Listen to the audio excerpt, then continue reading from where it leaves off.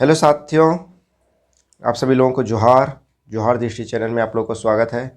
मैं सतीश कुमार आज आप लोगों के बीच झारखंड जी के ऑनलाइनर पेटी सेट लेकर के आया हूं, जिसमें आज का कुल 50 महत्वपूर्ण सवाल है या झारखंड के जितने भी एग्ज़ाम है, जेपीएससी जेएसएससी आने वाले संभावित एग्ज़ाम के दृष्टिकोण से या जितने भी सवाल है बहुत ही महत्वपूर्ण है। तो चलिए हम लोग शुरुआत करते हैं। और आज का प्रैक्टिस सेट पिछले वीडियो के माध्यम से हम लोग 3 ठो प्रैक्टिस सेट ऑलरेडी कवर कर चुके हैं। अगर आप लोग उस वीडियो को नहीं देखे होंगे तो मेरे इस चैनल के प्लेलिस्ट में जाकर के 3 प्रैक्टिस सेट जाकर के देख लें। और आज का हम लोग प्रैक्टिस सेट चर्चा करेंगे।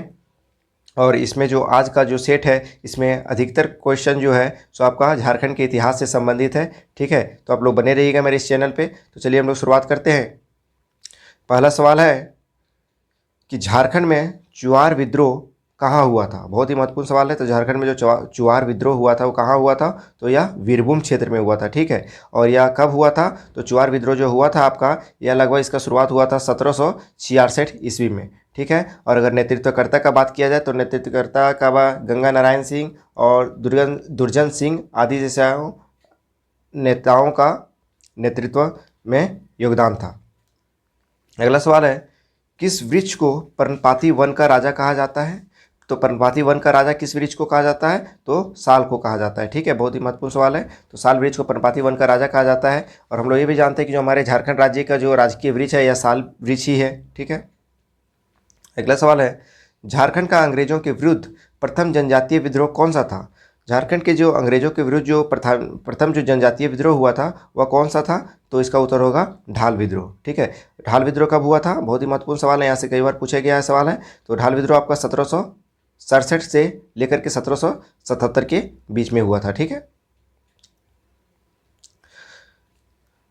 आगे की ओर बढ़ते हैं हम लोग। अगला सवाल है, झारखंड की विधानसभा 2014 ईस्वी में राज्यपाल द्वारा मनोनीत एंग्लो इंडियन सदस्य का नाम क्या था।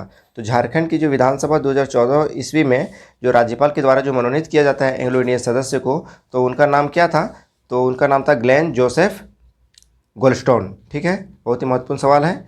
और वर्तमान समय में तो एंग्लो इंडियन की प्रधानता जो है, इस प्रधान जो है सो यह 104वें संविधान संशोधन के तहत इसे समाप्त कर दिया गया है। ध्यान रखिएगा आप लोग, प्रमुख बातें हैं ये।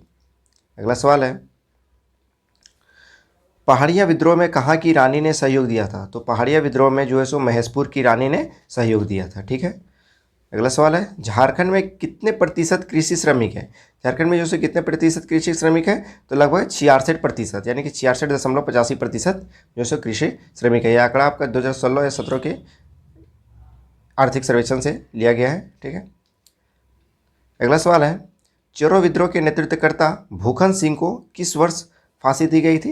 तो चेरो विद्रोह के जो नेतृत्वकर्ता है भूखन सिंह, तो उनको फांसी किस वर्ष दी गई थी, तो इसका उत्तर होगा 1802 ईस्वी में। ठीक है, चेरो विद्रोह का अगर बात किया जाए तो चेरो विद्रोह कब हुआ था, तो यह इसका शुरुआत जो हुआ था सो 1800 ईस्वी में शुरू हुआ था। ठीक है, अगला सवाल है, मोहम्मद बिन तुगलक के सेनापति मलिक बयां ने हजारीबाग क्षेत्र पर आक्रमण कब किया। तो इसका उत्तर होगा 1340 ईस्वी में। ठीक है, जो मोहम्मद बिन तुगलक के सेनापति जो मलिक बयां थे वो उन्होंने हजारीबाग क्षेत्र पर आक्रमण कब किया, तो 1340 ईस्वी में उन्होंने आक्रमण किया था। अगला सवाल है,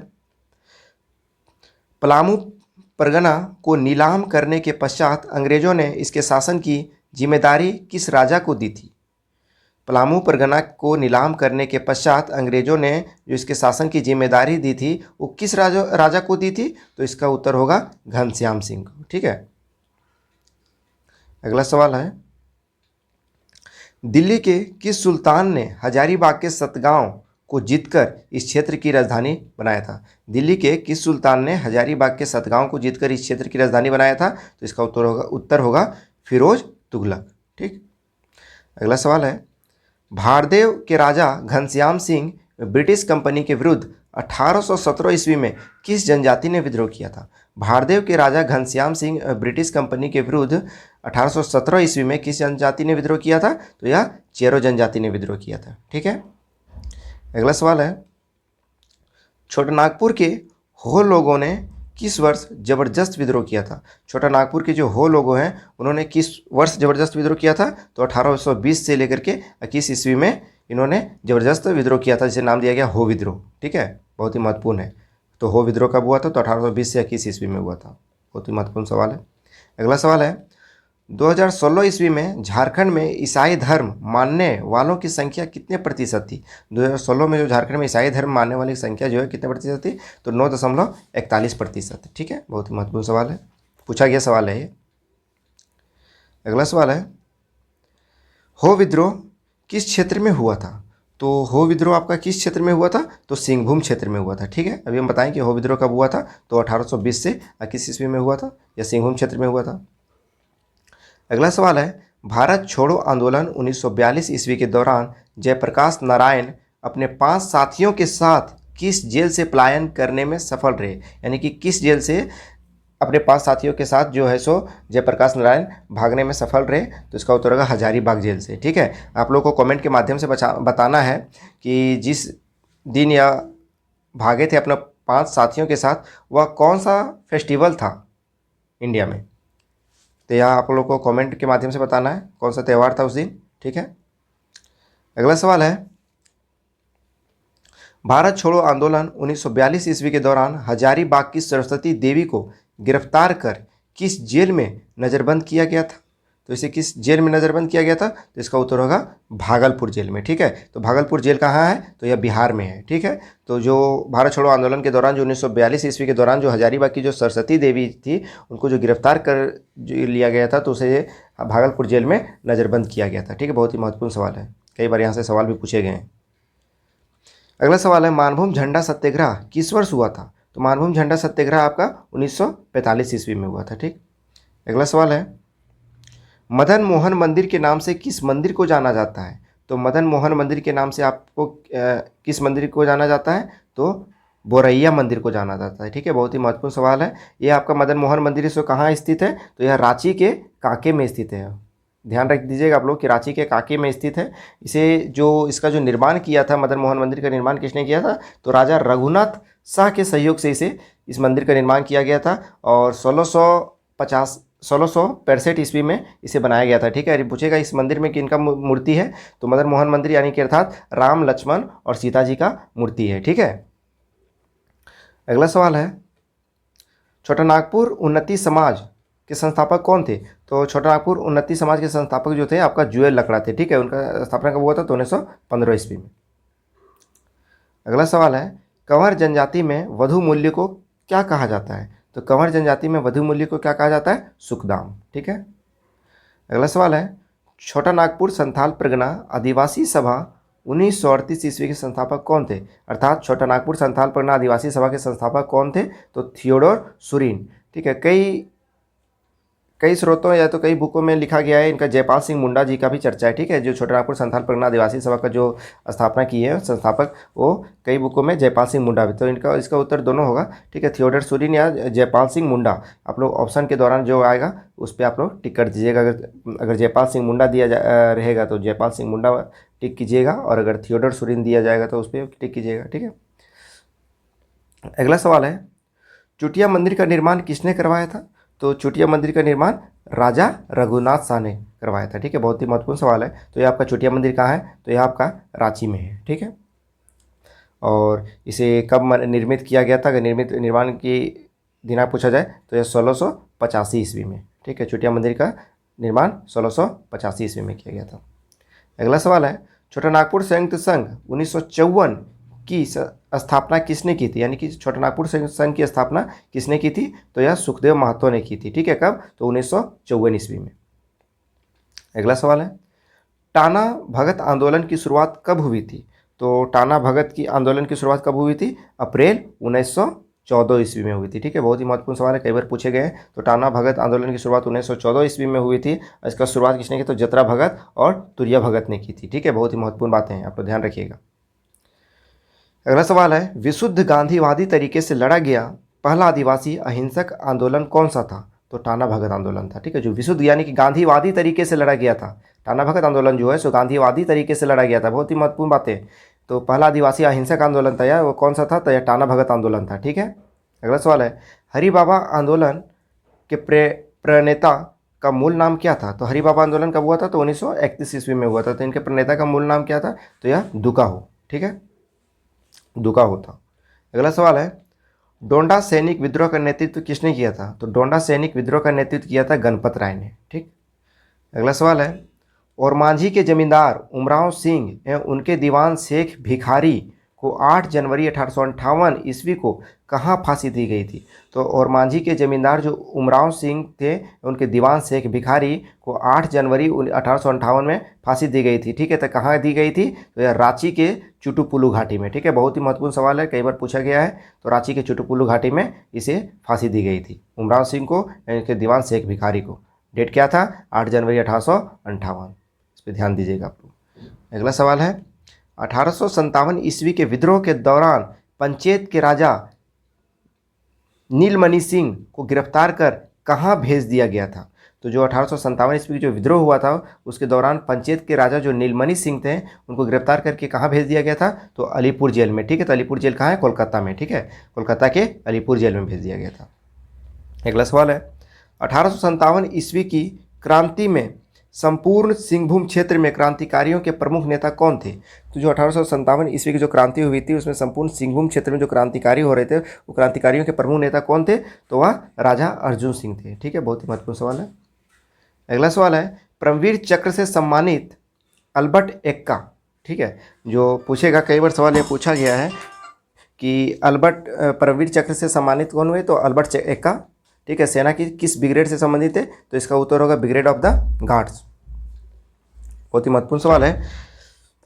अगला सवाल है, बिहार के मुगल सूबेदार इतिकाद खान ने पलामू के चेरोवंशी शासक प्रताप राय के विरुद्ध आक्रमण और संधि कब की थी? तो इसका उत्तर होगा 1643 से 44 ईस्वी में। अगला सवाल है, दक्षिण पश्चिम सीमांत एजेंसी के प्रथम एजेंट कौन थे? जो दक्षिण पश्चिम सीमांत जो थे उसके एजेंसी के जो प्रथम एजेंट थे वह कौन थे? तो कैप्टन विल्किंसन। ठीक है, बहुत ही महत्वपूर्ण सवाल है। अगला सवाल है, झारखंड क्षेत्र का पहला नागरिक प्रशासक कौन था? अगर झारखंड क्षेत्र का पहला नागरिक प्रशासक का बात किया जाए तो आपका यही थे, कैप्टन विल्किंसन। ठीक है। अगला सवाल है, भूमिज विद्रोह का नेतृत्व किसने किया था? बहुत ही महत्वपूर्ण सवाल है। तो भूमिज विद्रोह का जो नेतृत्व किया था वो किसने किया था? तो गंगा नारायण सिंह ने किया था। ठीक। अगला सवाल है, 1660 ईस्वी में बिहार के किस मुगल सूबेदार ने पलामू किले पर आक्रमण कर उसे जीता था? 1660 ईस्वी में बिहार के किस मुगल सूबेदार ने पलामू किले पर आक्रमण कर उसे जीता था? तो उसका उत्तर होगा दाऊद खान है। ठीक है, दाऊद खान ने जीता था। अगला सवाल है, भूमिज विद्रोह कहाँ हुआ था? तो ये आपका भूमिज विद्रोह कहाँ हुआ था? सिंहभूम मानभूम क्षेत्र में हुआ था। ठीक है, बहुत ही महत्वपूर्ण सवाल है, पूछा जाएगा करके भूमिज विद्रोह कब हुआ था? तो यह 1832 से लेकर के 33 के बीच में हुआ था। ठीक। अगला सवाल है, भूमिज विद्रोह का नायक गंगा नारायण सिंह किसका पुत्र था? जो भूमिज विद्रोह के जो नायक थे गंगा नारायण सिंह वह किनका पुत्र थे? तो लक्ष्मण सिंह के। ठीक है, इसका उत्तर होगा लक्ष्मण सिंह। अगला सवाल है, गोंड जनजाति द्वारा की जाने वाली स्थानांतरित कृषि को क्या कहते हैं? जो गोंड जनजाति के द्वारा जो की जाती है स्थानांतरित कृषि, तो उनको क्या कहा जाता है? तो दीपा या व्यवहार। ठीक है, बहुत ही महत्वपूर्ण सवाल है, दीपा या व्यवहार कहा जाता है। अगला सवाल है, करमाली जनजाति किस नदी को पवित्र नदी मानती है? तो करमाली जनजाति जो है सो दामोदर नदी को, ठीक है, दामोदर नदी को अपनी पवित्र नदी मानती है। कौन? तो करमाली जनजाति। अगला सवाल है, पारसनाथ पहाड़ी की ऊंचाई कितने मीटर है? तो पारसनाथ पहाड़ी की अगर ऊंचाई बात किया जाए तो यह आपका कितना है? 1365 मीटर है। ठीक है, पारसनाथ पहाड़ी कहाँ है? तो हमारे जानते हैं झारखंड का सर्वोच्च पहाड़ी है और इसका यहाँ गिरिडीह जिला में स्थित है। ठीक है। अगला सवाल है, झारखंड में सर्वाधिक काली मिट्टी कहाँ पाई जाती है? तो झारखंड में अगर सर्वाधिक काली मिट्टी की बात की जाए तो आपका राजमहल क्षेत्र में पाई जाती है। ठीक है। अगला सवाल है, हुंड्रू जलप्रपात किस पठार पर स्थित है? तो हुंड्रू जलप्रपात है आपको कौन सा पठार पर स्थित है? तो रांची पठार पर। इसका उत्तर हो जाएगा रांची पठार पर हुंड्रू जलप्रपात स्थित है। अगला सवाल है, बिरसा मुंडा केंद्रीय कारा कहाँ अवस्थित है? तो बिरसा मुंडा केंद्रीय कारा यह आपका रांची में स्थित है, रांची होटवार में। ठीक है, बहुत ही महत्वपूर्ण सवाल है। अगला सवाल है, तांबे के उत्पादन तथा भंडारण के दृष्टिकोण से भारत का अग्रणी राज्य कौन सा है? तो तांबे के उत्पादन तथा भंडारण के दृष्टिकोण से भारत का जो अग्रणी राज्य है यह आपका झारखंड है। ठीक। अगला सवाल है, झारखंड में मानव निवास का इतिहास ईसा पूर्व कितने लाख वर्ष तक प्राचीन है? तो झारखंड में जो मानव निवास का जो इतिहास है वह कितने ईसा पूर्व कितने लाख वर्ष तक का प्राचीन है? तो 1 लाख ईसा पूर्व तक प्राचीन है। ठीक है, इसका उत्तर होगा 1। अगला सवाल है, झारखंड के किस जिले में शंख नदी का उद्गम है? तो शंख नदी का उद्गम झारखंड के किस जिले से है? तो इसका उत्तर होगा गुमला। ठीक है, आप लोगों को बता देना चाहता हूँ महत्वपूर्ण बातें कि शंख नदी का अगर सहायक नदी पूछा जाए तो शंख नदी का सहायक नदी आपका टिकरा हो गया, नंदीरा हो गया और टिकाला हो गया आदि, जैसे जो है सो इनका सहायक नदी है। ठीक है, शंख नदी जो है सो आपका यह उड़ीसा में जो है सो दक्षिण कोयल नदी से मिलकर जो है सो ब्राह्मणी नदी का निर्माण करती है। ठीक है, उड़ीसा में जाकर के दक्षिण कोयल नदी में मिल जाती है और वहाँ से यह ब्राह्मणी नदी का निर्माण करती है। बहुत ही महत्वपूर्ण बातें, इस पर आप लोग विशेष ध्यान दीजिएगा शंख नदी के बारे में। अगला सवाल है 2011 ईस्वी की जनगणना के अनुसार झारखंड में कौन सा जिला सबसे अधिक आबादी वाला है? तो 2011 की जनगणना के अनुसार झारखंड में अगर जिला पूछा जाए कि सबसे अधिक आबादी वाला तो कौन सा है, तो इसका उत्तर होगा रांची। ठीक है, रांची में सबसे अधिक आबादी है। अगला सवाल है रामगढ़ राज्य की प्रथम राजधानी कहाँ थी? तो रामगढ़ राज्य की जो आपकी प्रथम राजधानी थी कहाँ थी? या सिसिया थी। ठीक है, पूछा गया सवाल है, विशेष ध्यान दीजिएगा। अगला सवाल है पशुओं में नस्ल सुधारने के बाद दुग्ध उत्पादन में वृद्धि के लिए किस वर्ष से गोकुल ग्राम योजना चलाई जा रही है? यानी कि गोकुल पशुओं में जो है नस्ल सुधारने व दूध उत्पादन में वृद्धि करने के लिए जो गोकुल ग्राम योजना चलाई गई है वह किस वर्ष से चलाई गई? तो इसका उत्तर 2004 नहीं होगा, 2014 होगा। ठीक है, आप लोग इस पर ध्यान दीजिएगा कि जो गोकुल ग्राम योजना चलाई जा रही है वह वर्ष 2014 से चलाई जा रही है। ठीक है, लेकिन इस पर महत्वपूर्ण बात यह है कि इसे लेकिन 2021 से 26 की अवधि के लिए इन्हें संशोधित किया गया था। संशोधित दिशा निर्देश के अनुसार इन्हें बंद कर दिया गया 2021 से लेकर 26 तक के लिए। ठीक है, इस पर फिलहाल तो चलिए इस तरह हम लोग 50 जो महत्वपूर्ण सवाल है हम लोग आज कवर कर लिए हैं और यह आपका सेट 4 था। तो आप लोग शेयर कीजिएगा इस वीडियो को अपने साथियों के साथ और लाइक और सब्सक्राइब कीजिएगा मेरे चैनल को। चलिए बहुत बहुत धन्यवाद आप लोगों को।